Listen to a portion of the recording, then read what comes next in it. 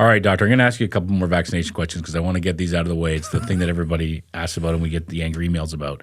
But we've seen the numbers like we talked about that they're down. Is that some of that's been driven by the fact that COVID had an impact on people's vaccination, lack of family doctors, but there's also a lot of misinformation out there about vaccines. How much is that leading to what you've seen in terms of the numbers dropping? So this is so interesting because I think, it's really, as a scientist, I always want to be data driven. So we have this thing called the Child Immunization Survey that happens every 2 or 3 years. And unfortunately, the last one is 2022. So it'll be really interesting to see what's changed since 2022. But in 2022, most parents who hadn't vaccinated their kids for measles didn't say it was because of misinformation or they had doubts or they didn't believe in vaccines. Most of the people who hadn't got them vaccinated, it was an access issue. So the family doctor crisis, we can't overstate how important that is, because childhood vaccines are something where you cannot walk into a pharmacy and get yourself sorted out.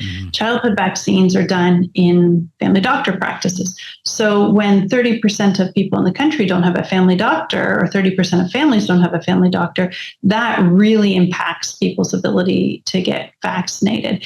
And, I spoke to one person who, working 2 jobs, single mom working 2 jobs, and didn't have a family doctor, had arranged to get her kids vaccinated through a public health unit, but somehow there'd been a miscommunication. And she got this letter from the school saying, your kids are going to get kicked out because they're not fully vaccinated. She had gone to so much work to get them vaccinated, but hadn't realized it was a 2-dose and was sort of despondent of the fact she was going to have to take off time off work and upset the babysitting schedule and do all those things, you have to do if you don't have a family doctor, to find the public health, to get the second dose, et cetera, et cetera. So, it's so important not to lump those people into the misinformation category, because that's a great example of a family who's trying to do the right thing, but is working against all odds in this difficult economy and without a family doctor and with all these other challenges.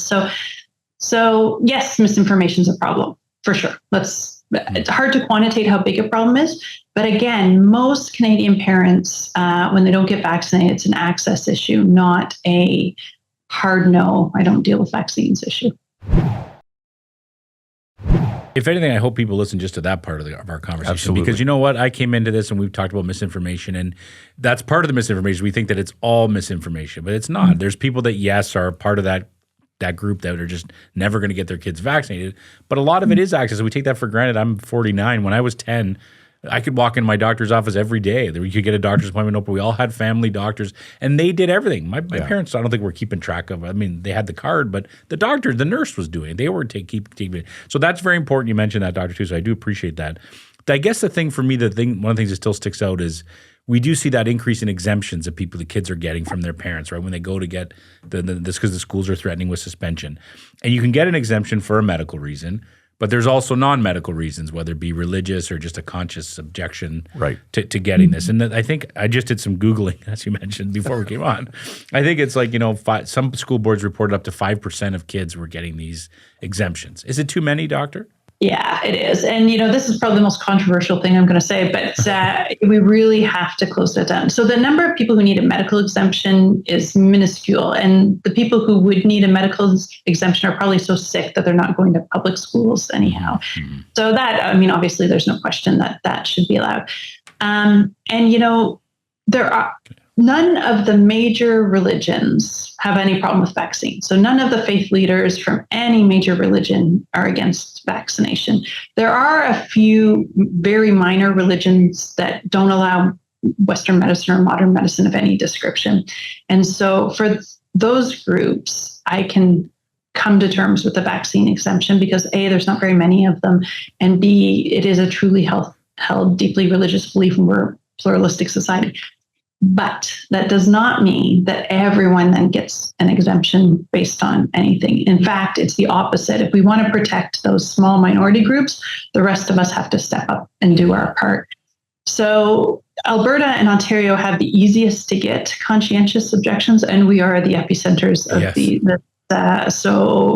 correlation, causation, unclear, but we definitely have to lock these down and make them a lot more difficult to get, because like I said, there's none of the major religions have that as a core like tenet or a deeply held religious belief. And yeah, so I think we have to lock that down. What I do find fascinating is if you want to get one of these exemptions, part of the protocol, if you follow it, is you have to go to your public health, local public health agency and watch a 25-minute video that kind of educates you on vaccines.